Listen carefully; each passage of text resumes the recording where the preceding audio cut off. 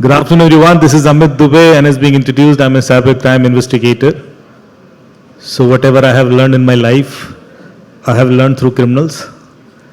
And I am here with power-packed chief information security officers of various PSUs, IT heads, project heads, multi-billion-dollar assets. And we all are sharing some common objective to secure Indian IT and OT infrastructure. So before this session, I was discussing with them in VVIP room, and we had a few common concerns from AI to quantum. And I've been experiencing few unusual AI experiments in last couple of weeks, where I have used AI to catch criminals in a very, very unusual scenarios. I got a request from one judicial officer. एक audio recording थी sir for 15-16 minutes एक लड़की और लड़के के बीच में and they were sitting in a car probably the boy is singing something and there were some silent samples the expectation was from this officer can you analyse this audio to check whether these silent samples are kissing sounds तो मैंने कहा sir ये तो कोई lab बताइएगी नहीं बोले नहीं बहुत ज़रूरी है ये नहीं बताओगे तो बहुत नुकसान हो जाएगा 2000-4000 करोड़ चला जाएगा तो मैंने कहा सर करेंगे फिर सो I used 4 different LLMs to analyze that audio and all these LLMs have given me justified reasons that why these silent sounds cannot be kissing sounds and I presented that report which helped them to conclude that argument. So AI is anyway interrupting our day-to-day life and they know a lot about us. I'm sure all of you are using ChatGPT and other LLMs. If you go today and ask ChatGPT, describe me, तो आपके बारे में मजे लेके बहुत कुछ बताएगा. और if it is telling too many good things about you, तो बाद में लिख देना कि ये तो अच्छा ही बता रहे हो, थोड़ा सा बुराई भी करो, तो फिर आपको धोएगा. So this is again creating a threat of vulnerability about us where these data can be misused. So before I jump into technical queries which I am asked not to ask, I'll request each of my panelists to share their insight about their industry, current cybersecurity posture, how do they see is going to impact in near future, and what are maybe a couple of suggestions that you can recommend for all of us. So, starting from KP Singh sir, over to you. So, thank you sir. So, respected moderator and all the esteemed panelists and all the honored and dignitaries from various PSUs and government organizations and private sector. So, in fact, I am from National Power Training Institute and our focus is more on capacity building. It means, the cyber attacks and cyber resilience, that is very important and very, you can say we should focus how to sort out these problems. You can think like any engineering, so we have designed any machine, so almost, of course, we have certain distortions and noises, so we have to bear and we have to optimize and we have to minimize, then we have to improve our operational efficiencies also. So, we are having various sectors and various public sector units also. So I will be focusing on power sector. So right now you understand that we are having 539 gigawatt of installed capacity in India, and recently we met 271 gigawatt of peak demand. So that became possible only due to the very robust grid in India. So we should appreciate the efforts of Government of India and Power Grid and Grid India, who are the system operators. So we are having one nation, one grid and one frequency. So of course, we are not now in the era of analog system only, because everything is automated and we are putting artificial intelligence also into the place. So of course, when you are digitizing and putting very digital substations, smart meters, AMI in place, so of course the role of the cyber security and how to prevent our system from the cyber attacks becomes very important. So all the other panelists are from the field, they will be focusing more on technology, but capacity building, it means you have to train your people also, your engineers and the people who are working in the front row, and your top management also. Each and everybody should be trained, and some cyber security awareness should be given to them. So in terms of some cyber drills also, mock drills may be there, so that may be helpful. So NPTI along with CEA conducted various training programs on cyber security awareness and certification programs that on the Pan India basis, and we got very good results in terms of the cyber security and awareness. So with this, I want to close because we are running short of time. Thank you, sir.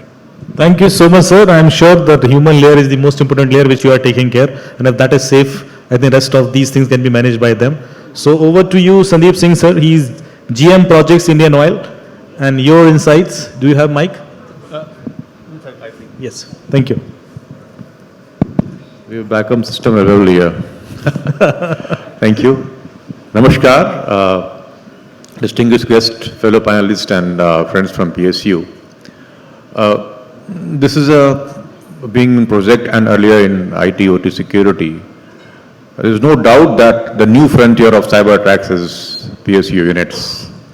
And unlike any fire, the cyber attacks don't indicate with the smoke. There won't be any smoke. There will only be fire. So that way, it's pretty deceiving and difficult to actually gauge the OT attacks. I have fellow panels who are actually right now working in this.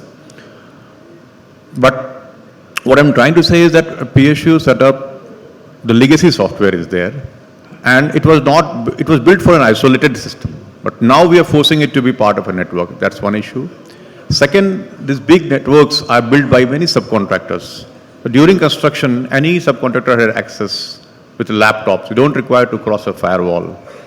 And third is the governance part. So this OT security has to be part of the contracts, GCCs, and commissioning guidelines. There should be any afterthought. Now coming back to the future threats that are going to be there, I just want to list 4 or 5, which are very generic but should be remembered. The AI-enabled attacks, which the scale we cannot imagine, everybody knows that. Then malware which are directed for OT systems. Tritron is an example. It was built to disable an industrial security system in a petrochem plant, and had it been successful fully, there wouldn't be a financial loss, there would be a blast. So the financial loss versus physical loss, that's a real issue in IT and OT system. Now third is, this is actually designed by nascent state with full resource. They might be there in our system available. They're waiting for the right geopolitical time to attack. And fourth is, I was talking to him, the quantum technology. By the end of this decade, all our encryptions, SCADA, communication which we use there, our VPNs or RSA encryption, all will be useless in 10 years, in 5 years down the line. NIST already has set standards, but unfortunately it's not marked with happening there. So what I feel is these are 4 or 5 basic things, not very, I should say, hi-fi things. Basic is you have to know your assets well, all the OT assets. Second is the age-old theory of IT-OT isolation. That has to be there. Then the quantum technology future, what we are right now and what will in 10 years down the line, we have to work on that. And the most important part is the incident response plan. It should not be on the book. We have to have incident response rehearsed well in time. It should be in a muscle memory. So if something happens, you don't go back to a plan, you have to react. And unfortunately, Dragos is an organization which does research. They say that not many IR, incident response professionals are there in OT field. So what I would just try to close this, because we don't have much time, that this is actually a board issue. It's no more an IT issue. Because when the lights fail because of these issues, nobody will say why it has failed, what the leadership was doing. So attacks will happen. but should be able to resist if possible, adopt and react, and make sure that not many things fail. And you are able to recover and come back. Attacks will happen.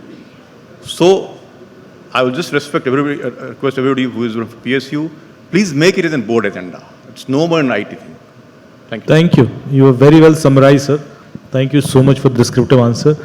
So Rajan is actually handling GEM portal, which is, I think, closing 5 lakh crores of business every month. So good evening, everyone. Thank you for that introduction, Amit. So very, very serious business. And sir, when CBSE server can be hacked by a 17-year-old kid, should we worry about the Mythos AI, or the situation is different here? No, you can feel better with us. I can say so. So, first of all, good evening, everyone, and thank you, Velox Media, for inviting me for this prestigious event and for such impactful panel. See, as Amit said, I'm from GEM, and most of the people sitting here would be reaching to us for their procurement requirement, either buyer or seller. As I am taking up security part in GEM, so from my thought process, there are few critical things I am focusing at GEM is. To start with, as already talked with informed by panelists, is AI.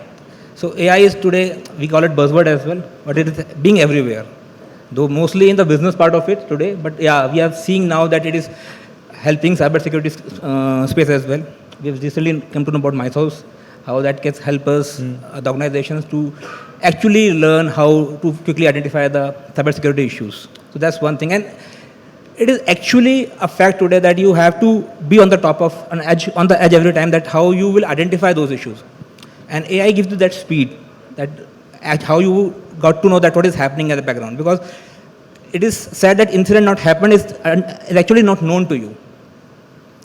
It is just believed that nothing has happened, but you don't know what is happening at the background. So AI actually gives you that power to how to see move forward. Second thing is quantum. Quantum is a lot of things are happening in quantum PQC we are discussing every day. But my perspective here is that you have to see what you want to secure. See, quantum, there can be a plethora of data you have. You cannot secure everything from a quantum standpoint. You have to identify your crown jewels. It is financially not viable as well, and practically implementing not viable. So you have to see what you want to protect and how you want to protect. For example, from GEM standpoint, most important thing for us is the bid price during evaluation. Now, journey of a bid price could be say 6 to 9 months. So for us, that period is good enough. If we can protect that price for say 6, 9 months or 1 year for that matter, it gives us that confidence that yeah, I am from that perspective secure from a quantum concern standpoint. So that's how my view is to look at how you handle such situations or such threats from your organization perspective. I hope a lot of people know that GEM is getting into a transformation and we are coming with new systems. So a lot of things we are focusing, how we can make security better. So few things I am focusing here is like security by design. From my perspective at least, what we have seen is that we used to talk about threat modeling, at least from a book standpoint, that how a threat modeling happens, or we used to discuss in interviews. But fortunately, I was able to implement that on ground here.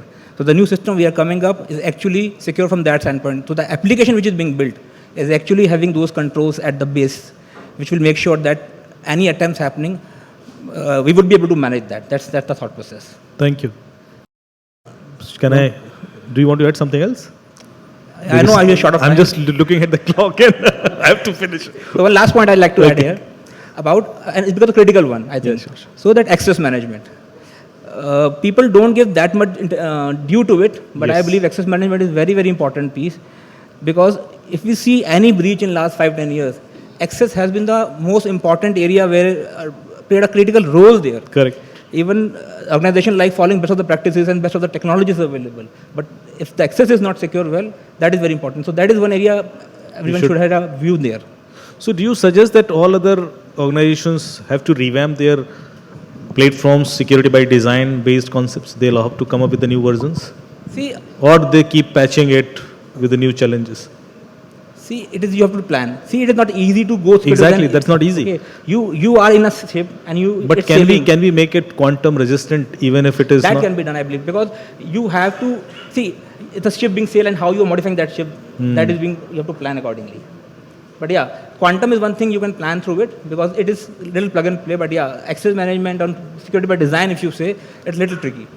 So I'm moving to Ashwat Tiwari ji, because he is heading another critical IT infrastructure of India, the Central for Railway Information System, and it is always under attack by adversaries. I have seen sometimes the website is suffering due to DDoS or something, but they are able to manage such a large traffic with such credibility that people have enough confidence. So I always give this example कि जब कोई कहता है ना कि भारत की capability नहीं है, तो मैं दो एग्जाम्पल हमेशा देता हूं कि आप एनपीसीआई और क्रिस का देखिए। एनपीसीआई में कितने सर 21 बिलियन ट्रांजैक्शंस अभी दिखाए थे उन्होंने, करते हैं। एक बार भी ऐसा हुआ कि मैंने आपको पैसा दिया और उसको चला गया हूं, इससे ट्रस्ट आता है। So we are actually giving that level of trust. Hack तो दूर की बात है, सेम क्रिस जो इतना ट्रैवल हो रहा है, टिकटिंग हो रहा है, कभी कोई एक छोटा सा भी इशू नहीं रिपोर्ट होता है, तो that is commendable and I think you all have done the great work behind this. So sir, your insight that what kind of future threats you see and recommendations from your side. So thank you so much for saying, having good words for Chris. So I'll not say there is not a single glitch, there are, and that is widely available on the public platform. And because of that pressure, that say feedback, we are always under pressure, and we are always under a work in progress kind of environment where we have to continuously improve. Because ticketing is a critical aspect, as you said. So from cybersecurity perspective, what we have done, so Chris is an entity which is involved in designing, development, and maintenance of the application. So we develop on application on our own. Even we are maintaining the network infrastructure for across the Indian Railways. So we have around say 20,000 endpoints or say which is scattered across India. So not only we have to focus on the application security, but also on the network as well as system security. So for us, starting from the user awareness to the application system, API, mobile app, all these things will become critical. Now, in terms of the implementation, what we have done, we have ensured that at every layer we have certain preventive control and certain detective control. That you have to ensure it, because if there is a certain issue that is not able to identify it or not able to resolve it, you have to have mechanism to detect those issues. Now, as I think in the beginning you said, 19 years kid is going to identify the vulnerabilities in the CBSE website. Now, if you go through the further investigation, you might have got aware about that those websites are not tested. Now, there is a one scenario where even the basic principle like identification of the critical asset, having the vulnerability management, having at least one internal audit, external audit, even the basic security controls are not in place, and we are talking about the Mythos.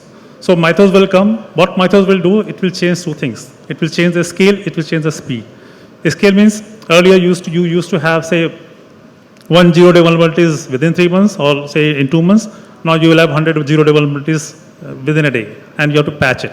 But until unless you don't have those automated solution in place, you will not be able to do anything. So my only advice is choose any cybersecurity framework, whether it's an ISO 27001, whether it's a NIST or whether it's NCRF from the government of India, and implement it across within your organization. So that is going to safeguard us. Thank you so much, sir. Very well articulated. I'm moving to Mr. Bhudev Kumar Das, who is heading the Chief Information Security Officer of Numaligarh Refinery Limited. Sir, quickly your insight as well on the same topic, considering your industry, please. I will speak very briefly because I'm seeing the clock. No, we can take a couple of minutes, don't worry. So, since I'm from oil refinery and it's declared as a critical organization, so any problem in the refinery will impact the economy of the country, right from the defense forces to the transportation to goods and services. So, as an organization, we have done the basic framework we have put into place, that ISO 27001 we have been maintaining since last 10 years.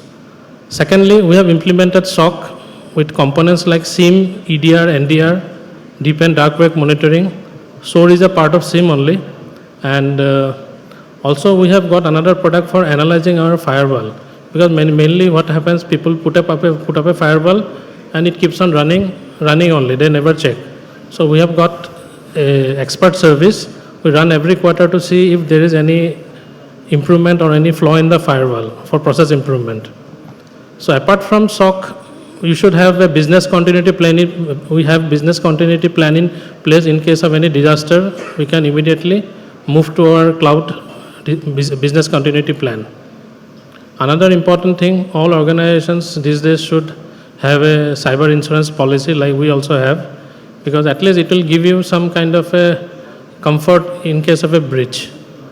And lastly, like as you know, people element is the weakest element in the pyramid. So awareness and training has to go hand in hand. And on top of that, like these days, all these AI attacks have increased, like Claude Mythos, Anthropic Claude Mythos. So in this context, what you need to do, we are doing is we have to increase the patching frequency. Vulnerability assessment earlier we used to do and penetration testing once in a year, but now we have decided to do it every quarter. That's all. Thank you. Thank you so much, sir. So he has recommended one interesting thing, that 2 deputy CISOs for OT and IT, right, sir? That was your suggestions to the organization, because the kind of scale that we are facing now due to AI. We have Wing Commander Pavan Bharadwaj. He is DGM BAML. Sir, over to you. अभी problem sir ये है कि security product में availability निकल रही है तो ऐसी सिचुएशन में क्या किया जाए? Good evening, everybody. Thanks for inviting me to this panel discussion and keeping my views. Right now, you have listened to the speakers who have come from the cyber intense industry, and we are slightly moving to the defense canvas. These are defense public sector undertakings. I belong to DPSU, which is BML. And now, if we talk about the defense public sector, there is a different domain and different set of problems.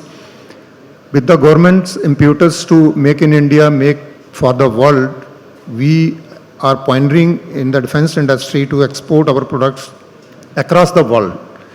And when we talk about the cyber security or cyber resilience, our problem becomes multifold. First, it becomes because DPSU is the core sector of Government of India. The first challenge is protection of data. Second is when we come to, this becomes a IT problem. When it comes to OT, we have different sourcing problems where we have tier 1, tier 2, tier 3 suppliers or vendors. Maybe our tier 1 vendor is cyber compliant, but tier 3 vendor is not there. Similarly, we don't have any national framework whereby we can audit the vendors. And if we do it outright, it becomes a challenge. So here comes where we have to have a national framework to support the defense exports. And coming to the next level, the problem is more orchestrated when we supply these products to the critical organization like defense, and they operate into strategic secret environment. And the breach of data of the customer becomes our onus. And this is further extended when we export our products across India, and our liability becomes manifold. So here, apart from the DPSUs, which we are doing more of the compliance to the policies and institutional framework, we need a national framework which encompasses these issues and make the way forward for us easier. Thank you. Thank you, sir. I think you have raised the right points about the supply chain attacks from second party, third party vendors, and that should also be audited. Over to you, Dr. Avinash Kumar Singh, DGM Bell. And you can take your time, sir. Don't worry. Don't look at there. Thank you, sir. Thank you, sir, for giving me this opportunity to present meaning of cyber vigilance for BEL. Bharat Electronics Limited is a PSU under Ministry of Defense. EVM भी बनाती है. But, yeah. And we specialize in electronics. Right. So for us, connotation of cyber vigilance, it includes maintaining our operations in the event of an attack, but it is not limited to that. It extends beyond that. For example, the products that we supply to our armed forces, these, they are very critical for safety of our nation.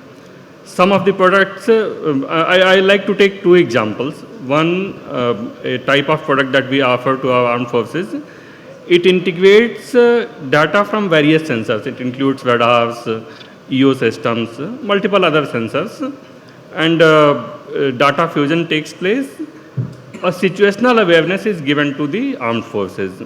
This system is so critical that we cannot afford to have interruption of this even for a minute in Right. the times of war. So maintaining, keeping cyber vigilance in these systems, it is of Very sensitive. utmost importance to us. And this field of, this cyber security, this field in the context of war, it becomes very interesting. Another example that I like to cite, in the recent military conflicts, we have seen that drones, they played a very important role in the warfare. Right. So we have to have anti-drone systems. These anti-drone systems, we propose that they should have cyber takeover facility. So when you have cyber takeover facility in your anti-drone system, you can expect the same thing on the other side. So your drones have to be protected from cyber takeover. Now this your enemy knows, then they will have anti-drone system which can counter your drones with with this protection. Correct. So this goes on ad infinitum. This makes the field of warfare very interesting for the area of cyber vigilance. So this is one field where we are working. Apart from that, many organizations of national importance, they look up to us for their cyber security needs.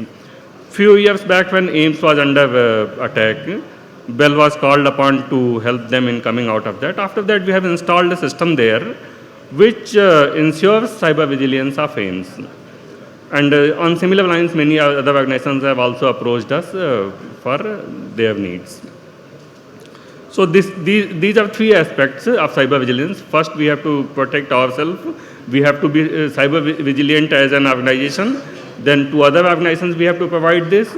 Then to our systems also, we have to provide cyber vigilance. Our systems have to be cyber vigilant. So to do this, Bell has a huge setup. We have two central research labs which are working in this area. We have a product development and innovation center exclusively working, a team in that, they have a team is there which is exclusively working in this area.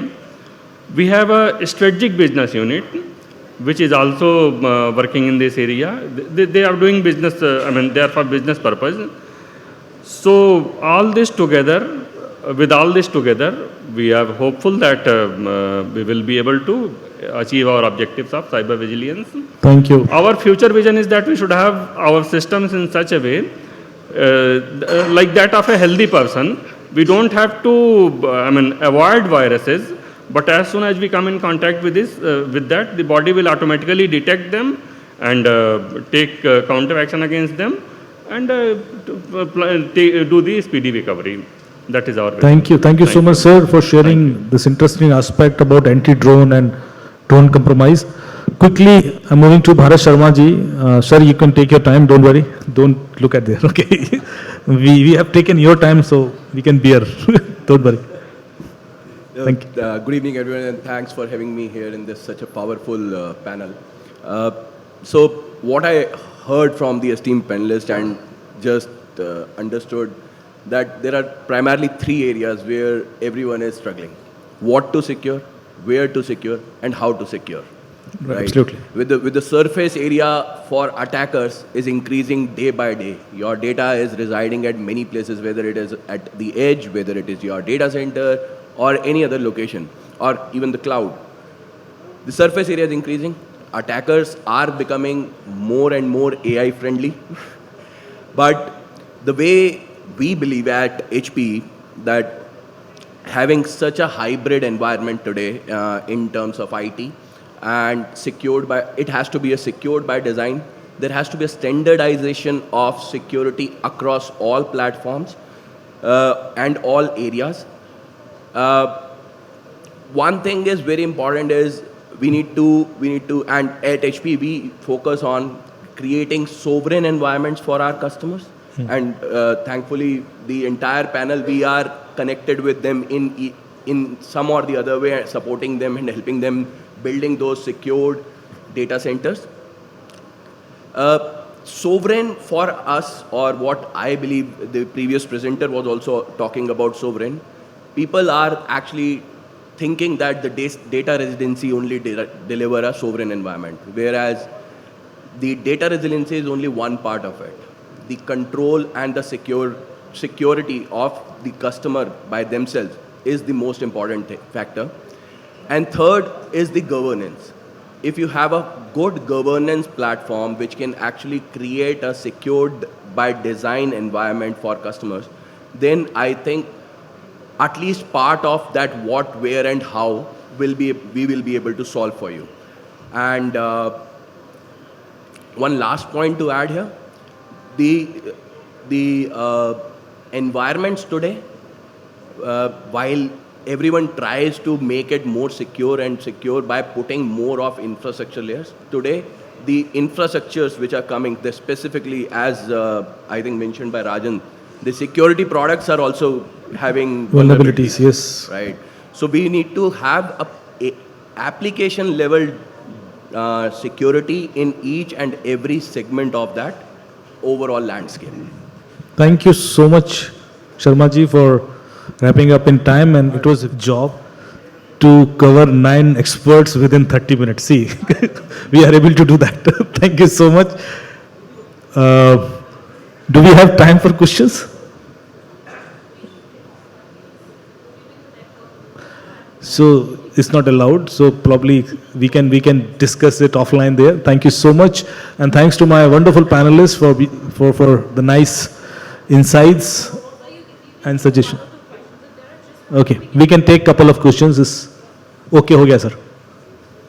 हाँ जी, एक mic वहाँ दे दीजिए जरा quickly.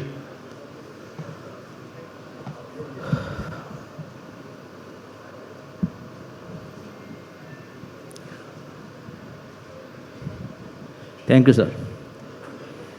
We have listened the views of all the eminent speakers. Now, today my question is not to any of the speakers. My question is to moderator Professor Amit Dubey ji. बताइए sir. Because basically this topic is on cyber resilience in public sector. Hence, my question will be on public sector only. As cyber threats are becoming more sophisticated and state-sponsored attacks are increasing, how can public sector organizations move beyond traditional cybersecurity measures and build true cyber resiliency? Thank you. I think public sectors will not have any different approach than we are following for any other sectors. They have similar kind of challenges, the same data privacy challenges, the same compliance issues, and the same kind of adversaries we are facing. They are much more targeted because of the APT groups, because it is government-centric organizations. So they'll have to be more conscious, that's it.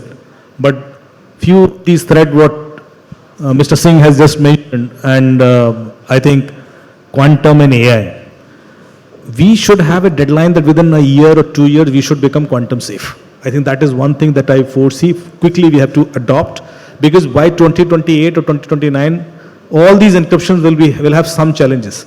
They will be cracked by quantum. China is already investing heavily. They have invested $1.5 billion last year.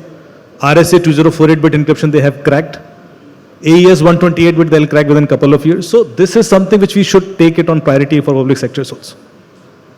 I think we don't have enough time, sir, so we'll take all these questions offline. But yes, thanks once again to my wonderful panelists for giving us so many insights from AI to quantum to supply chain attacks. Security cannot be achieved in isolation. It's a mutual responsibility.